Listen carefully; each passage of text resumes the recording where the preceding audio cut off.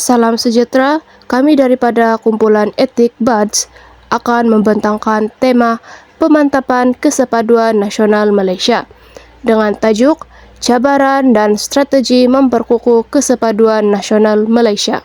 Ini merupakan ahli kumpulan kami yang terdiri daripada 9 orang. Sebagai pengenalan, ungkapan perpaduan dalam kepelbagaian sering kita dengar, tetapi jarang kita fikirkan maksud sebenar di sebaliknya. Slogan ini merujuk kepada keupayaan masyarakat Malaysia yang berbeza budaya, agama dan latar belakang untuk hidup bersama secara harmoni. Namun sejauh mana ia menggambarkan realiti sebenar masyarakat kita? Itu yang perlu kita teliti.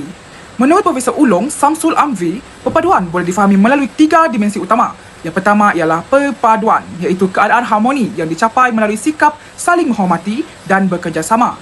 Yang kedua ialah kesepaduan, iaitu hubungan sosial yang stabil berasaskan kepercayaan, toleransi dan kerjasama antara komuniti. Kesepaduan ini terbahagi kepada 2, iaitu kesepaduan nasional pada peringkat negara dan kesepaduan sosial pada peringkat komuniti.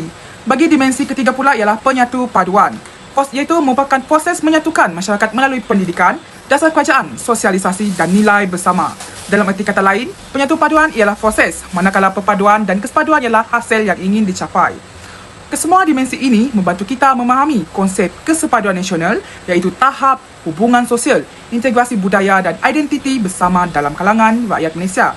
Ia bukan sekadar suasana yang harmoni tetapi juga penglibatan aktif masyarakat dalam mengekalkan keadilan, toleransi dan persefahaman merentas kaum. Oleh itu, kajian ini akan meliti cabaran utama terhadap kesepaduan nasional, mengenal pasti isu sebenar yang mengancam perpaduan dan mengemukakan strategi yang boleh memperkukuhkan hubungan antara kaum di Malaysia. Terdapat 3 objektif kajian bagi kajian ini. Objektif pertama adalah mengenal pasti cabaran utama dalam usaha memperkukuhkan kesepakatan nasional. Objektif kedua, menganalisis isu atau peristiwa sebenar yang menggambarkan ancaman kepada perpaduan dalam masyarakat berbilang kaum. Dan objektif yang ketiga adalah menilai strategi dan inisiatif yang boleh dilaksanakan untuk memantapkan kesepakatan nasional. Cabaran yang pertama ialah kepelbagaian etnik. Dalam masyarakat majmuk, kesepaduan nasional amat penting untuk menjamin keharmonian. Namun, terdapat beberapa cabaran yang perlu kita hadapi. Yang pertama, perbezaan budaya dan adat resam antara etnik boleh menimbulkan salah faham dan stereotip jika tidak difahami dengan baik, sekaligus menyebabkan hubungan sosial menjadi renggang. Yang kedua, pemikiran sempit yang hanya mementingkan kepentingan kaum sendiri menjadikan kita sukar menerima pandangan atau adat etnik lain. Sikap ini membina tembok pemisah dan akhirnya melemahkan perpaduan. Dan akhir sekali, kurangnya toleransi terhadap adat, budaya dan perayaan kaum lain menunjukkan sikap tidak sensitif yang boleh menimbulkan rasa tersinggung serta meregangkan hubungan sosial. Oleh itu, sikap terbuka, saling menghormati dan toleransi amat penting demi mencapai kesepaduan nasional. Slide ini membincangkan cabaran kurang interaksi antara kaum dalam masyarakat Malaysia. Kurang interaksi antara kaum boleh memberi kesan negatif terhadap kesepaduan nasional. Apabila masyarakat jarang bergaul, stereotip dan salah faham mudah terbentuk. Keadaan ini juga menyukarkan pembinaan identiti nasional yang inklusif dan harmoni. Salah satu puncanya ialah sistem pendidikan yang pelbagai aliran. Kepelbagaian jenis sekolah menyebabkan pelajar dari kaum berbeza kurang berinteraksi sejak kecil. Hal ini menghadkan proses sosialisasi bersama serta mengurangkan kefahaman antara kaum. Selain itu, pemisahan penempatan perumahan juga menjadi faktor. Kawasan perumahan yang didominasi oleh etnik tertentu mewujudkan ruang sosial yang terhad. Akibatnya, interaksi harian antara kaum berkurang dan hubungan berasaskan kepercayaan serta persefahaman sukar dibina. Kesimpulannya, isu kurang interaksi antara kaum perlu ditangani melalui pendidikan, perumahan bercampur dan aktiviti komuniti bersama agar perpaduan negara dapat diperkukuh. Warahmatullahi wabarakatuh. Yang tadi diingatkan di Muhammad Khairul, nombor mencari di 75110033. Dimulai pada hari ini saya akan menerangkan berkaitan dengan cabaran, yaitu cabaran dari segi mentaliti dan sikap. Di mana poin pertama adalah perintangan mentaliti, di mana pemikiran negatif antarabangsa lain yang berterusan boleh merebak dalam kelompok kaum dan akhirnya diterjemahkan melalui tindakan yang tidak adil. Di mana disebabkan perkara tersebut, berlakulah pergolahan antara kaum yang boleh menimbulkan masalah besar kepada kita semua. Baiklah, poin yang kedua adalah implikasi terhadap keharmonian masyarakat, di mana konflik tersebut timbul akibat kurangnya memahami budaya dan adat resam kaum lain, di mana keharmonian masyarakat majmuk boleh tergugat jika masalah ini dibiarkan berlarutan. Dan yang poin terakhir saya adalah perkembangan prasangka dalam masyarakat, di mana persepsi individu dalam satu kaum boleh berkembang menjadi prejudis, di mana prejudis adalah perkara yang boleh membawa kepada diskriminasi dan seterusnya akan menyebabkan ethnocentrism. Untuk bahagian ini, saya akan menerangkan peristiwa 13 Mei 1969 yang merupakan ancaman terbesar terhadap perpaduan nasional di Malaysia. Peristiwa ini berlaku selepas pilihan raya umum pada tahun 1969, apabila keputusan pilihan raya telah mencetuskan ketegangan dalam kalangan masyarakat berbilang kaum. Ketidakpuasan hati terhadap isu politik serta jurang ekonomi antara kaum yang telah lama wujud menjadi faktor utama tercetusnya rusuhan. Keadaan menjadi semakin tegang apabila perarakan dan provokasi berlaku di sekitar Kuala Lumpur sehingga akhirnya mencetuskan rusuhan kaum. Rusuhan ini telah mengakibatkan kehilangan banyak nyawa, kemusnahan harta benda serta trauma yang mendalam kepada masyarakat pada ketika itu. Peristiwa ini menunjukkan bahawa perbezaan kaum dan ketidakseimbangan ekonomi boleh mengancam ketidakstabilan negara sekiranya tidak diuruskan dengan baik. Ia juga mendedahkan betapa pentingnya sikap saling menghormati dan toleransi dalam kalangan rakyat Malaysia. Susulan tragedi ini, kerajaan telah mengambil langkah drastik dengan memperkenalkan dasar ekonomi baru atau DEB yang bertujuan untuk mengurangkan ketidakseimbangan ekonomi antara kaum serta membina semula keharmonian dalam masyarakat. Saya ingin menerangkan tentang isu yang sering berlaku pada masa kini, iaitu tentang isu sentimental perkauman di media sosial. Ianya disebabkan dunia pada masa kini yang bergantung pada teknologi yang semakin maju menyebabkan semuanya perkara hanya di hujung jari. Apabila pertengkaran sentimental perkauman yang berlaku di media sosial, ianya akan mudah tersebar sama ada di dalam negara atau di seluruh dunia. Kerana media sosial bukan hanya di satu tempat, ianya di seluruh dunia yang mudah tersebar dan memberi kesan buruk pada sebuah negara. Saya mengambil peristiwa pada 19 November tahun 2022 iaitu pilihan raya, apabila setengah individu yang fanatik terhadap parti politiknya memberi komen yang negatif terhadap parti politik lawan, yang menyebabkan penyokong daripada parti politik lawan itu membalas balik dengan memberi komen-komen yang negatif dan menyebabkan pergaduhan antara perkauman di media sosial antara parti politik ini, parti politik satu dan parti politik yang kedua. Pada akhirnya, kita perlulah menjaga keharmonian antara kaum bagi menunjukkan bahawa negara kita negara yang harmoni pada masyarakat di luar sana.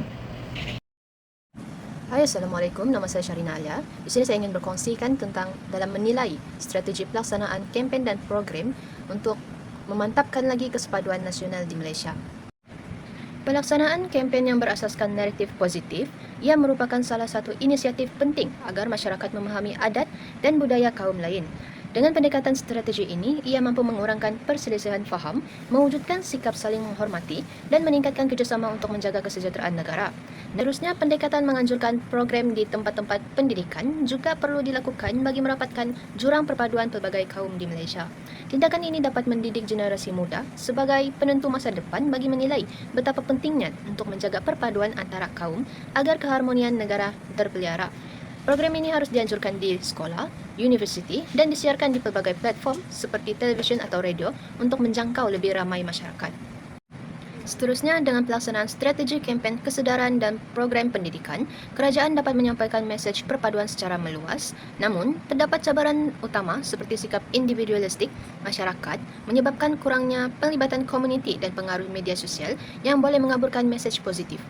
Strategi ini bukan sahaja bertujuan menyampaikan maklumat, namun ia juga membentuk sikap, tingkah laku dan nilai dalam diri rakyat agar kesepaduan nasional dapat dipertahankan secara berterusan. Strategi kedua iaitu memantapkan kesepaduan nasional melalui peranan media sosial. Dalam era digital, media sosial memainkan peranan penting sebagai medium komunikasi utama masyarakat Malaysia yang berbilang kaum dan budaya. Media sosial bukan sahaja digunakan untuk hiburan, tetapi juga menjadi ruang interaksi antara kaum di Malaysia. Melalui perkongsian kandungan yang positif, inklusif dan beretika, media sosial dapat menggalakkan kefahaman serta toleransi antara kaum. Selain itu, platform media sosial juga berfungsi sebagai ruang dialog antara masyarakat berbagai budaya. Perbincangan yang sehat dapat membantu mengurangkan salah faham dan stereotip dalam kalangan masyarakat majmuk. Namun begitu, peningkatan literasi digital amat penting bagi membendung penyebaran berita palsu, ucapan kebencian, dan kandungan provokatif. Literasi digital membantu pengguna media sosial berpikir secara kritikal sebelum berkongsi sesuatu maklumat. Pelaksanaan kampanye patriotik dalam talian juga mampu memperkukuh identiti nasional serta memupuk semangat cintakan negara. Kerjasama strategik antara kerajaan, institusi pendidikan, organisasi masyarakat, dan pengguna media sosial amat diperlukan untuk membina ekosistem digital yang harmoni. Kesimpulannya, media sosial boleh menjadi alat yang sangat berkesan untuk memperkukuh kesepaduan nasional jika digunakan secara beretika, bertanggung jawab, dan berhemat. Assalamualaikum dan salam sejahtera. Nama saya Umairah binti Abdul Malim. Saya akan menerangkan strategi ketiga, iaitu peranan sekolah dalam kesepaduan nasional di Malaysia. Seperti yang kita tahu, di Malaysia terdiri daripada masyarakat majmuk. Sekolah memainkan peranan penting sebagai tempat pertemuan pelajar daripada berbagai latar belakang, iaitu kaum, agama dan bangsa.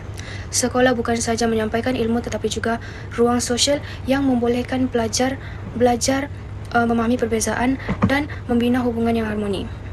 Melalui interaksi harian di sekolah, nilai toleransi, hormat menghormati dan juga kerjasama dapat diterapkan dalam diri daripada usia muda. Selain itu, aktiviti kurikulum yang menekankan subjek seperti bahasa Melayu dan sejarah turut membantu pelajar memahami identiti nasional serta sumbangan daripada berbagai kaum dalam pembangunan negara.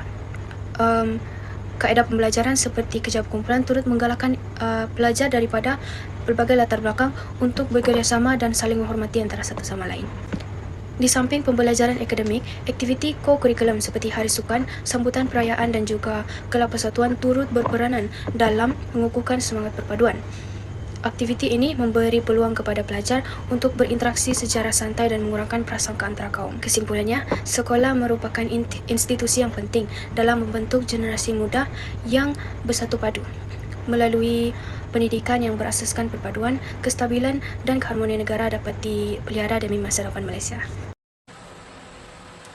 Sebagai kesimpulan, pemantapan kesepaduan nasional di Malaysia bukanlah satu usaha yang mudah, memandangkan negara ini berdepan dengan cabaran kepelbagaian etnik, kurangnya interaksi antara kaum serta mentaliti dan sikap masyarakat yang masih dipengaruhi oleh prasangka. Peristiwa 13 Mei 1969 menjadi pengajaran penting tentang kesan buruk perpecahan kaum, manakala sentimen perkauman di media sosial pula menunjukkan bahawa isu perpaduan masih relevan dan perlu ditangani secara berterusan.